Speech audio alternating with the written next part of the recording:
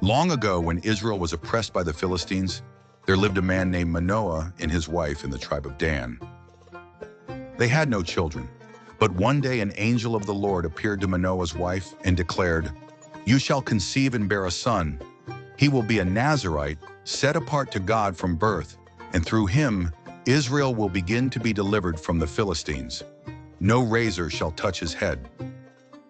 The woman bore a son and named him Samson. As Samson grew, the Spirit of the Lord began to stir within him. Samson's great strength became known as he reached adulthood, for God's power rested upon him. But Samson had a weakness. He was led by his desires. He saw a Philistine woman in Timnah and asked his parents to arrange the marriage, although she was not an Israelite.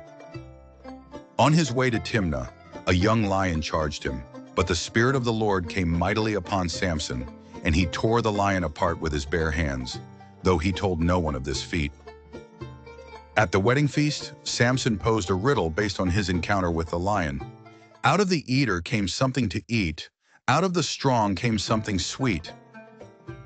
The Philistines, unable to solve the riddle, convinced his new wife to coax the answer from Samson, and she revealed it to them. In anger and disappointment, Samson left her, and tragedy ensued. Later, Samson found that his wife had been given to another. Burning with anger, he caught 300 foxes, tied torches to their tails, and released them into the Philistines' grain fields, destroying their harvest. In retaliation, the Philistines sought to seize him, but Samson struck them down with great force. The Israelites, fearing Philistine reprisal, bound Samson and handed him over to his enemies. Yet when the Philistines shouted in triumph, the Spirit of the Lord rushed upon him. Samson broke free from his bonds and slew 1,000 Philistines with the jawbone of a donkey. Samson judged Israel for 20 years.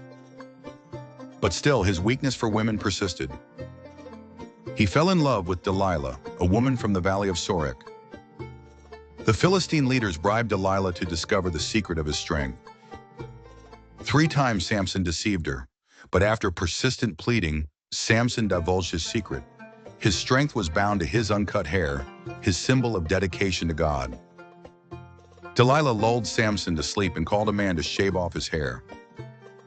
The Lord had departed from Samson. When the Philistines seized him, they gouged out his eyes and imprisoned him in Gaza, where he was forced to grind grain like an ox. Over time, Samson's hair began to grow back. One day, the Philistines gathered to offer a great sacrifice to their god Dagon, celebrating Samson's capture. They brought Samson out to amuse them. He asked to be placed between the 2 main pillars of the temple. With a final prayer, he cried out, "Sovereign Lord, remember me and strengthen me just once more.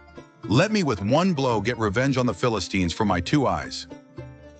Samson pushed with all his might, and the temple collapsed, killing himself and thousands of Philistines.